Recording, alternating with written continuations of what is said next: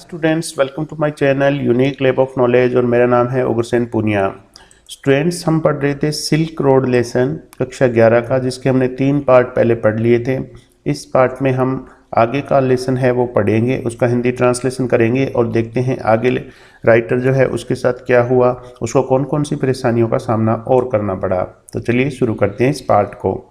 The town had a कबल of rudimentary general stores. जिस town के अंदर ये रुका हुआ था, रूडिमेंट्री कहते हैं छोटे छोटे या साधारण जो होते हैं, जनरल स्टोर दुकानें थी छोटी छोटी, सेलिंग चाइनीज सिगरेट, जो सिगरेट बेच रही थी चाइनीज, सोप साबुन था, एंड अदर बेसिक प्रोविजंस, और दूसरा जो घरेलू सामान होता है प्रोविजंस, चाय चीनी वगैरह, ये सब कुछ उन दुकानों के ऊपर मिल रहा था। As well as the usual strings of prayer flags. और क्या बेच रही थे उन दुकानों पर?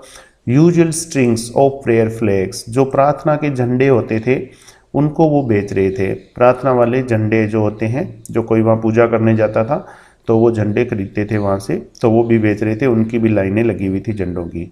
In front of one, in front of का अर्थ होता है स्टूडेंट्स के सामने।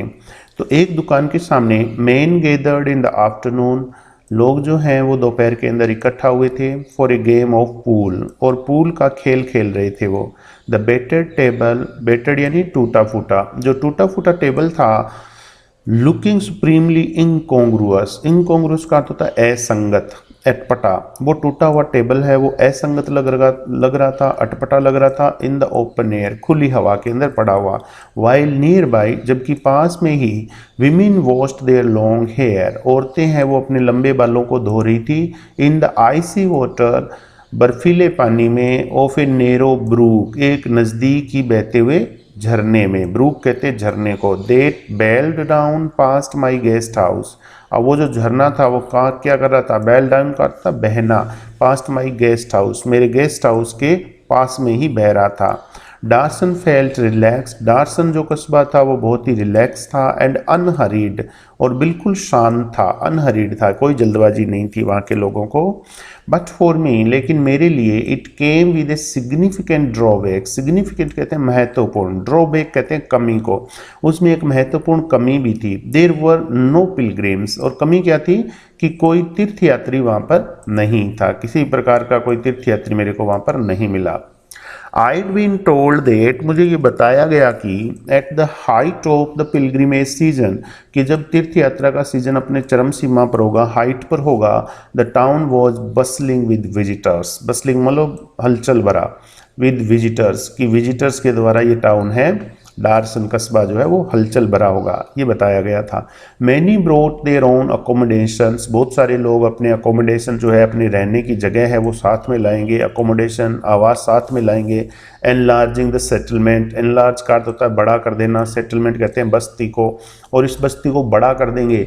राउंड इट्स एजेस, इसके किनारों से, as they set up their tents, जैसे ही वे अपने टेंट लगाएंगे इस बस्ती के किनारे पर, इसको वो बड़ा कर देंगे। Which spill down onto the plain, और फिर क्या होगा? स्पील डाउन का अर्थ होता है फैला देना, टू द प्लेन मैदान, दूर मैदान की तरफ इस बस्ती के किनारे हैं उनको फैला देंगे। आई टाइम्ड माई अराइवल, और मैंने अपने पहुंचने का समय निर्धारित किया था, for the beginning of the season, season के शुरुआत में ही। But it seemed I was too early, लेकिन मुझे लग रहा था कि मैं बहुत जल्दी आ गया था। वन आफ्टरनून, एक दोपहर को, आई सेट पॉन्डरिंग माई ऑप्शंस, पॉन्डर का अर्थ होता है विचार करना, मैं अपने ऑप्शंस के ऊपर विचार कर रहा था। Over a glass of T, चाय के एक कप पर, इन डार्सन ओनली कैफे, डार्सन के एकमात्र कैफे में बैठा बैठा मैं अपने विकल्पों पर विचार कर रहा था। After a little consideration, consideration कहते हैं लिहाज को, सोच विचार को बोलते हैं। थोड़ा सा सोच विचार करने के बाद, आई कंक्लूडेड, मैंने निष्कर्ष निकाला, दे वर सीवियरली लिमिटेड, कि मेरे जो ऑप्शन थे, जो विकल्प थे मेरे पास, वो बहुत ही कम थे, लिमिट थे। क्लियरली, स्पष्ट रूप से, I hadn't made much progress, मैंने ज़्यादा प्रोग्रेस नहीं करी थी, with my self help programme on positive thinking, कि मेरी सकारात्मक सोच का जो सेल्फ हेल्प प्रोग्राम था, यानी स्वयं सहायता का जो कार्यक्रम था कि मेरे को अपनी सहायता खुद ही करनी है, तो उस प्रोग्राम पर मैंने ज़्यादा प्रोग्रेस नहीं करी थी। इन माई डिफेंस, अपनी रक्षा में, I hadn't been easy, it hadn't been easy, ये आसान नहीं था, with all my sleeping difficulties, मेरे साथ बहुत सारी नींद के अंदर परेशानियां थी, नींद लेने में मुझे दिक्कतें हो रही थी, तो उसके साथ आसान काम नहीं था ये यात्रा करना। But how ever I looked at it, लेकिन फिर भी मैंने इस पर विचार किया, इसको देखा। आई कुड ओनली वेट, केवल मैं इंतजार कर सकता था। The pilgrimage trail was well trodden, जो पिलग्रिमेज ट्रेल थी यानी धार्मिक जो ये यात्रा थी, वॉज वेल ट्रोडन, इसको अच्छी तरह से अमल करके किया गया था, सोच विचार करके मैंने ये यात्रा शुरू करी थी। But I didn't fancy doing it alone, fancy का अर्थ था कल्पना करना, लेकिन मैंने इस यात्रा को अकेले करने की कल्पना नहीं करी थी। द कोरा वॉज सीजनल, कोरा की जो यात्रा थी वो सीजनल थी, मौसमी थी, यानी एक ही सीजन में ये की जाती थी, साल भर नहीं चलती थी। Because parts of the route, क्योंकि जो रास्ते के भाग थे, parts of the route were liable to blockage by snow, वो स्नो से, बर्फ से ब्लॉक हो जाते थे, बर्फ से ढक जाते थे, इसलिए कोरा की यात्रा वो सीजनल थी। आई हैड नो आइडिया, मेरे पास कोई विचार नहीं था, वेदर और not the snow had cleared, कि बर्फ साफ हुई है या नहीं हुई है। But I wasn't encouraged by the chunks of dirty ice, encourage का मतलब होता है प्रोत्साहित होना, लेकिन मैं प्रोत्साहित नहीं हुआ था by the chunks of dirty ice, गंदी बर्फ के टुकड़ों से। That still clung to the banks of Darsens Brook, जो अभी भी क्लंग, लिपटे हुए थे, बैंक कहते हैं किनारों को, डार्सन्स ब्रूक यानी डार्सन के अंदर जो झरना था उसके किनारों पर अभी भी बर्फ के टुकड़े लटके हुए थे, तो वो देख करके मैं ज़्यादा प्रोत्साहित नहीं हो रहा था।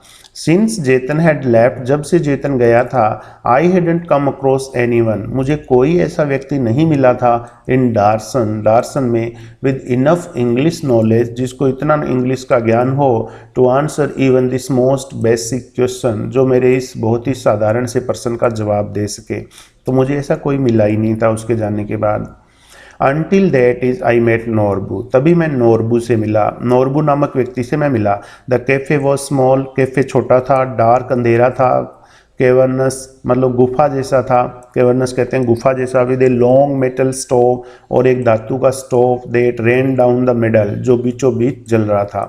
The walls and ceiling were read in seats, और उसकी दीवारें जो थी कैफे की, और जो छत थी ceiling, were read in seats, वो पट्टियों में लिपटी हुई थी, ऑफ मल्टी कलर्ड, और पट्टियाँ कैसी थी वो भी आपको बताया है, मल्टी कलर्ड प्लास्टिक, यानी अलग अलग रंगों का जो प्लास्टिक है उसकी पट्टियाँ थी, ऑफ द स्टिक्ड वेराइटी, धारीदार किस्म का था वो, यानी अलग अलग पट्टियाँ थी, अलग अलग वेराइटी की। कलर भी था उनका, देखिए ब्रॉड ब्लू, रेड, वाइट, इस कलर की पट्टियाँ थी।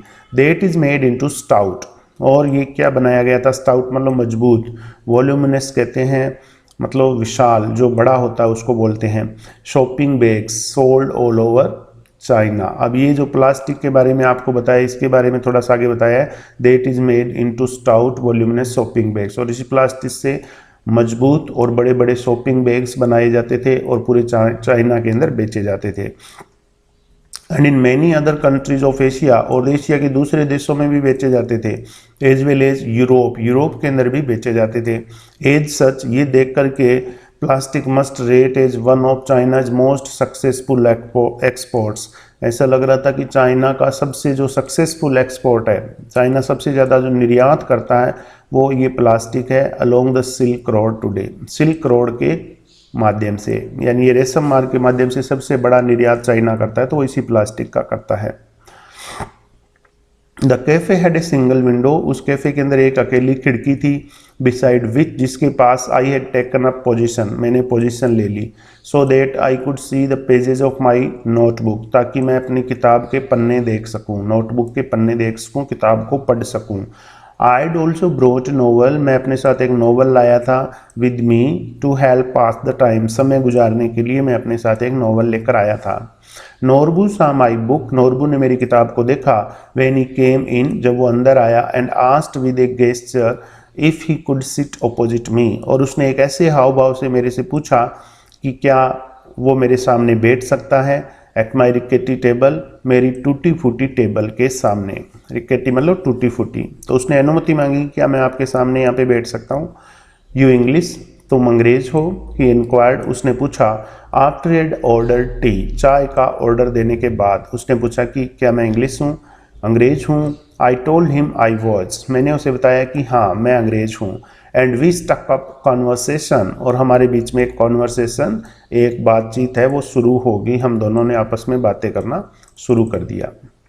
I didn't think he was from those parts, मुझे नहीं लगा कि वो वहीं का रहने वाला था, उन्हीं हिस्सों का रहने वाला था, बिकॉज क्योंकि he was wearing a windcheater and metal rimmed spectacles of a western style, क्योंकि उसने एक विंड शिएटर पहना हुआ था, प्लास्टिक का कोट होता है, मेटल रिम धातु के फ्रेम वाली एक चश्मा पहनी हुई थी, ऑफ वेस्टर्न स्टाइल, पश्चिमी स्टाइल की, पाश्चात्य देशों की शैली की।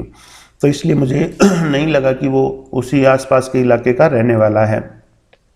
ही वॉज तिब्बतन, वो तिब्बतन था। ही टोल्ड मी, उसने मुझे बताया कि वो तिब्बतन ही था।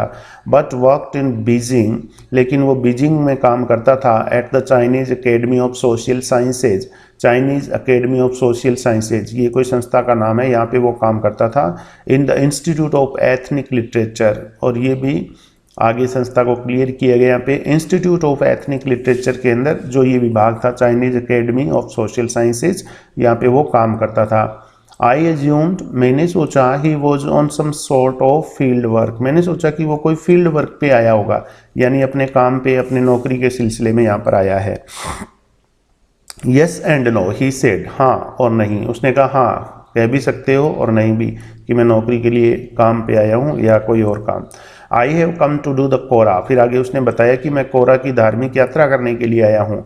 माई हार्ट जम्प्ड, मेरा जो दिल है वो एकदम से उछला। Norbu had been writing academic papers, Norbu है वो शैक्षणिक पेपर लिख रहा था, यानी किताब लिख रहा था, अबाउट द कैलाश कोरा, कैलाश पर्वत की जो धार्मिक यात्रा थी कोराइस पर, and its importance in various works of Buddhist literature, और बुद्धिस्ट लिटरेचर में यानी बौद्ध साहित्य के अंदर इसका क्या महत्व है, इसके ऊपर वो किताब लिख रहा था। फॉर मैनी ईयर्स, कई सारे सालों से। ही टोल्ड मी, उसने मुझे बताया। But he had never actually done it himself, लेकिन उसने ये यात्रा है वो कभी भी खुद नहीं करी थी। किताब वो जरूर लिख रहा था, लेकिन इस यात्रा को उसने खुद कभी नहीं किया था। When the time came for me to tell him, जब मेरे लिए समय आया कि मैं उसे बताऊं, what brought me to डार्सन, कि मैं डार्सन क्यों आया हूं, his eyes lit up, उसकी आंखें प्रकाशित हो गई। We could be a team, हम एक टीम हो सकते हैं, यानी हम टीम की तरह ये यात्रा कर सकते हैं। He said excitedly, उसने उत्तेजना पूर्वक कहा। टू अकेडमिक्स, दो विद्वान, who have escaped from the library, जो कि पुस्तकालय से भागे हुए हैं। परहैप्स माई पॉजिटिव थिंकिंग स्ट्रेटजी, शायद मेरी सकारात्मक सोच की जो स्ट्रेटजी थी, जो रणनीति थी कि मैं अपनी सोच को सकारात्मक बनाए रखूं, वॉज वर्किंग आफ्टर ऑल, अब आखिरकार वो काम कर रही थी। My initial relief eight meeting Norbu, Norbu से मिलने पर जो मुझे शुरुआती राहत मिली थी, इनिशियल रिलीफ, शुरुआती राहत।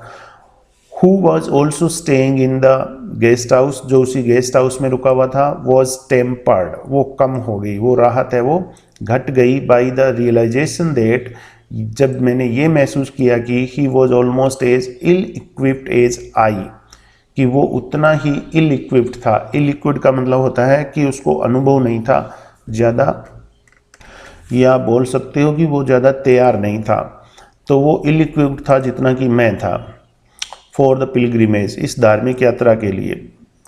ही kept telling me how fat he was, वो मुझे बताता रहा कि वो कितना मोटा था, and how hard it was going to be, और ये कितना मुश्किल होने वाला था। वेरी हाई अप, इतना ऊंचाई पर चढ़ना।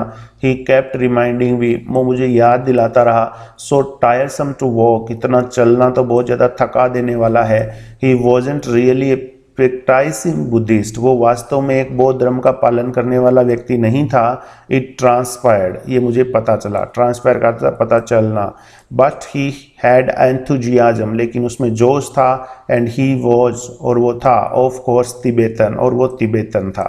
तिब्बतन लोग मजबूत होते हैं काफ़ी, तो ये काफ़ी मोटा व्यक्ति था, नोरबू था, बौद्ध धर्म का पालन करने वाला तो नहीं था, लेकिन जोश इसमें था, और ये तिब्बतन था। Although I had originally envisaged making the track, making the track का अर्थ होता है यात्रा करना, एनविसेज का अर्थ होता है कल्पना करना। हालांकि मैंने मूल रूप से ये यात्रा करने की कल्पना करी थी in the company of devout believers, devout believers कहते हैं भक्तों को, जो भक्त होते हैं, भक्तों की संगति में। ऑन रिफ्लेक्शन, लेकिन सोच विचार करने पर, आई डिसाइडेड दैट, मैंने ये निश्चय किया कि perhaps Norbu would turn out to be the ideal companion, कि नोरबू है वो टर्न आउट टू बी का अर्थ होता है साबित होना, आइडियल कंपेनियन मतलब आदर्श साथी, आदर्श दोस्त, कि नोरबू है वो मेरा आदर्श दोस्त साबित होगा। ही सजेस्टेड, उसने सुझाव दिया, ही हायर सम योक्स, कि वो कुछ योक हैं वो किराए पर कर लेंगे, टू कैरी आवर लगेज, जो कि हमारा सामान लेकर के चलेंगे। यानी योक एक जानवर होता है, बोझा ढोने के काम में आता है पहाड़ी इलाकों के अंदर। तो नोरबू ने सुझाव दिया कि अपना सामान ढोने के लिए हम योक है वो किराए पर कर लेंगे। Which I interpreted as a good sign, जिसको मैंने इंटरप्रेट किया यानी मैंने समझा, एज ए गुड साइन, एक अच्छा संकेत मैंने समझा। And he had no intention, और उसका भी कोई इरादा नहीं था, of prostrating himself all round the mountain, पूरे पर्वत के ऊपर प्रोस्ट्रेट होकर चढ़ने का। प्रोस्ट्रेट होना मतलब दंडवत होना, लेटते हुए जाना, उसका भी ऐसा कोई इरादा नहीं था। नॉट पॉसिबल, ही क्राइड, वो जोर से बोला कि ये संभव ही नहीं है। कोलेस्पिंग अक्रॉस द टेबल, टेबल के दूसरी तरफ नीचे गिरते हुए, निढाल होते हुए, इन हिस्टोरिकल लाफ्टर, पागलों की तरह हंसते हुए, जोर से हंसते हुए, ठाकर लगाते हुए उसने कहा कि ये संभव ही नहीं है। इट वॉजंट इन स्टाइल, ये उसका स्टाइल नहीं था। And anyway his tummy was too big, उसका जो टमी था, उसका जो पेट था वो बहुत बड़ा था। तो इस तरीके से स्टूडेंट्स हमने इसका हिंदी ट्रांसलेशन पढ़ा है। इस लेसन का उम्मीद करता हूँ आपको पूरा समझ में आ गया होगा। अब हम अगले वीडियो में कोई और लेसन का हिंदी ट्रांसलेशन पढ़ेंगे। तब तक के लिए बाय बाय।